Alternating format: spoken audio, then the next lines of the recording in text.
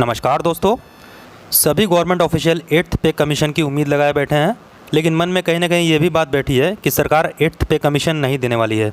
अब सरकार 8th पे कमीशन देगी या नहीं देगी ये तो वक्त बताएगा, लेकिन फ़िलहाल राज्यसभा में हमारे फाइनेंस मिनिस्टर से इस पर सवाल पूछा गया तो दोनों पक्ष में जवाब मिला। दोनों पक्ष का मतलब जहाँ तक मैं समझ पा रहा हूँ कि ये जवाब ऑफिशियल्स के फेवर में भी था और 8th पे कमीशन के उम्मीदों पर पानी फेरने वाला भी था। और मुझे लगता है कि राज्यसभा में जो जवाब मिला वो आपको भी जानना चाहिए। उससे पहले फ्रेंड्स, अगर आप इस चैनल पर नए हैं तो चैनल को सब्सक्राइब कर लें ताकि आने वाले वीडियोस के नोटिफिकेशंस आपको मिलती रहे। तो चलिए स्टार्ट करते हैं।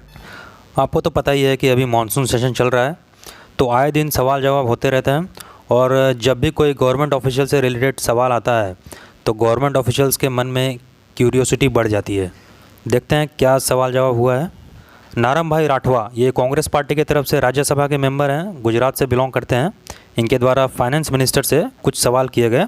जो हमारे वित्त मंत्री हैं निर्मला सीतारमण जी, उनसे सवाल पूछा गया 8th पे कमीशन से रिलेटेड, मतलब 8वां वेतन आयोग से संबंधित। देखिए सवाल क्या था।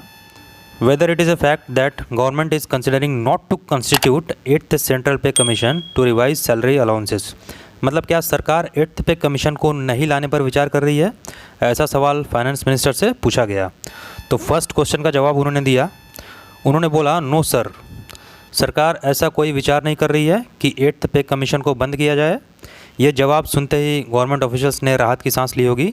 लेकिन अब सेकंड क्वेश्चन देखते हैं। इसमें पूछा गया कि if so details thereof, मतलब अगर ऐसा है कि अगर सरकार 8th पे कमीशन को बंद करने पर विचार कर रही है तो इसका ब्यौरा दिया जाए।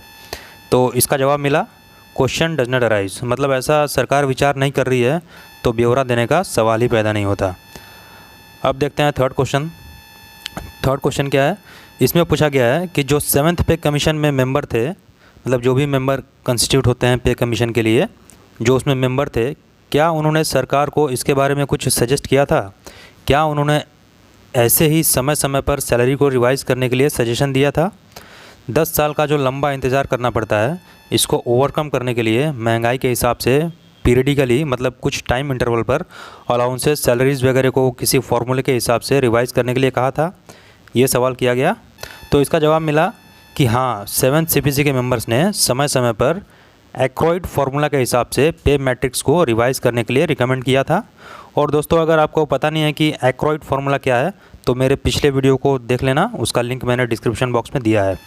अब चौथा सवाल देखते हैं कि अगर 7th CPC के मेंबर ने ऐसा कुछ रिकमेंड किया था तो उसको अब तक इम्प्लीमेंट क्यों नहीं किया गया, क्यों उसको अब तक लागू नहीं किया गया? तो इस पर जवाब मिला दोस्तों, this issue has not been considered by the union cabinet, मतलब कैबिनेट या फिर मंत्रालय ने इस मुद्दे पर कभी विचार ही नहीं किया। तो इतना सवाल जवाब हुआ। आपको जवाब सुनकर क्या लगता है कि 8th पे कमीशन आएगा या नहीं आएगा? आप खुद एनालिसिस कर सकते हैं। हालांकि मुझे लगता है कि 2024 तक सरकार इसको भी क्लियर कर देगी कि देना है या नहीं देना है 8th पे कमीशन को। फिलहाल आज के वीडियो में इतना ही, मिलेंगे नए अपडेट के साथ। वीडियो पसंद आया तो लाइक करें, शेयर करें, सब्सक्राइब करें ताकि आने वाले अपडेट्स आपको समय पर मिलते रहें।